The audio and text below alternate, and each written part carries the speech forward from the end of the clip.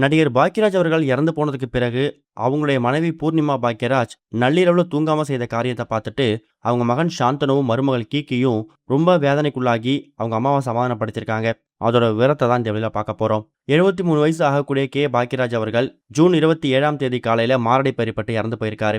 Walking போயிட்டு வரேன்னு கேஷுவலா போனவர் திரும்ப வீட்டுக்கு இறந்து போய் தான் வந்திருக்காரு.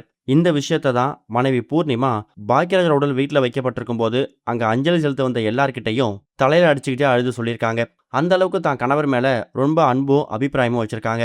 1984ஆம் வருஷம் இவங்க 2 பேருக்கும் திருமணம் நடந்திருக்கு. சொல்லப்போனா பாக்யராஜுக்கு பிரவீனா அப்படின்னு சொல்லக்கூடிய ஒரு நடிகை கூட ஏற்கனவே திருமணமாகி அவங்க 1983ஆம் வருஷம் அவங்க இறந்து போயிட்டாங்க.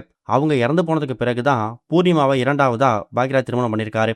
1984ல இருந்து இந்த 2026ஆம் வருஷம் வரைக்கும் கிட்டத்தட்ட 42 வருஷங்கள் தான் குடும்பத்து கூட தான் மனைவி கூட சகஜமா சிரிச்சு பேசிக்கிட்டு ஒரு இயல்பான வாழ்க்கையை வாழ்ந்துட்டு இருந்த பாக்யராஜ் அவர்கள் இன்னைக்கு தான் கூட தான் கணவர் இல்லை அப்படிங்கிற விஷயத்துல இருந்து மனைவி பூர்ணிமா வெளிவரவே முடியாம ஒரு மிகப்பெரிய மனவேதனைக்குள்ளாயிருக்காங்க. எந்த ஊருக்கு எந்த ஷூட்டிங்கு போனாலும் ஒன்று தான் கூட மனைவியை கூப்பிட்டு போயிட்டு தான் மனைவி கையால் சாப்பிட்டுட்டு அவங்க கூட டைம் ஸ்பெண்ட் பண்ணால் மட்டும்தான் பாக்யராஜ் அவர்களுக்கு அந்த டே வந்து ஃபுல்ஃபில் ஆகுமா. அப்படி ஒருவேளை பக்கத்தில் எங்கேயாவது ஷூட்டிங் போனால் கூட அங்கே ஷூட்டிங் ஸ்பாட்டில் சாப்பிடாம எந்நேரம் வந்தாலும் வீட்டுக்கு வந்து தான் மனைவி கூட சாப்பிட்டுட்டு அதுக்கப்புறம் மனைவி கூட டைம் ஸ்பெண்ட் பண்ணுறது, பசங்க கூட இருக்கிறது, இதுதான் அவருடைய ரொட்டீனாகவும் இருந்திருக்கு. கடந்த ஒரு சில வருஷங்களாக அதுக்கும் வேலை இல்லாமல் போயிருக்கு. ஏன்னா அவர் ஷூட்டிங் படங்கள்னு சொல்லி கொஞ்சம் ஒதுங்கி இருந்திருக்காரு. கட்சியில் மட்டும் கொஞ்சம் தீவிரமாக ஈடுபட்டிருந்தாரு. அப்படிப்பட்ட தான் கணவர் கிட்டத்தட்ட 40 வருஷம் 42 வருஷம் தான் கூட குடும்பம் நடத்தி தான் கூட இருந்த ஒரு கணவர் இன்னைக்கு அந்த அறையில தான் கூட இல்லை அப்படின்னு நினைக்கும் போது மனைவி பூர்ணிமா மிகப்பெரிய மனவேதனைக்குள்ளாகி அந்த ரூம்லேயே படுத்து அழுதுருக்காங்களாம். அவர் ஜூன் 27ஆம் தேதி இறந்து போனாரு. அதுக்கு முதல் நாள் ஜூன் 26ஆம் தேதி எந்த ஒரு அறையில இப்போ அவங்க உட்காந்து அழுகுறாங்களோ அதே அறையில அதே பெட்ல தான் கூட தான் கணவர் பக்கத்துல இருந்து பேசி சிரிச்சு சகஜமா இருந்தாரு. நேற்று நைட்டு கூட எழுத்தாளர் சங்கம் தேர்தல் சார்பா பல விஷயங்களை ஃபோன்கெல்லாம் பேசி அதை பத்தி என்கிட்ட டிஸ்கஸ் பண்ணிட்டு இருந்தாரே அப்படின்னு சொல்லிட்டு பயங்கரமா ஃபீல் பண்ணி அழுதுருக்காங்க. இந்த 42 வருஷ திருமண வாழ்க்கையில பாக்யராஜ் அவர்கள் தான் வீட்டுல தான் கூட இல்ல திரும்ப வரமாட்டாரு அப்படிங்கிற வேதனையில தலையிலே அடிச்சுட்டு தூங்காம அழுதுருக்காங்க.